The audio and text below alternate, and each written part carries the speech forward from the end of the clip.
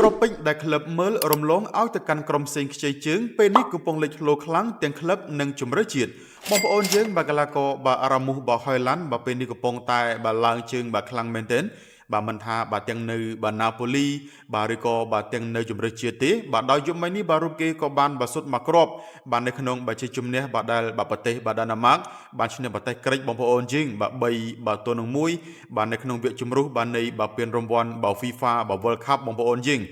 បាទហើយ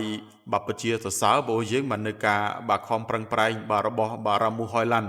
បាទការគាត់បាទនៅ Man U បងប្អូនយើងបាទមិនមែនថាគាត់មិនខំទេបាទគាត់ខំ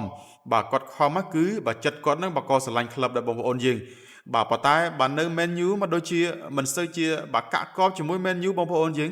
បាទមិនសូវជាកាក់កបបាទទាំងតែគាត់ហ្នឹងបាទគឺបាទស្រឡាញ់បាទក្លឹបខ្លាំងមែនទែនបាទហើយបាទសម្រាប់បាទការបាទចេញមកបាទណាប៉ូលីខ្ចីជើងនេះក៏គាត់មិនចង់មកទេបងប្អូនយើងប៉ុន្តែបាទក្លឹបគឺជំរុញបាទឲ្យគាត់មកណាបាទព្រោះថាបាទក្លឹបបាទទិញបានសេស្កូហើយបាទអញ្ចឹងក៏មិនអាចទុកគាត់បាទឲ្យនៅបាទជញ្ជើងបានដែរ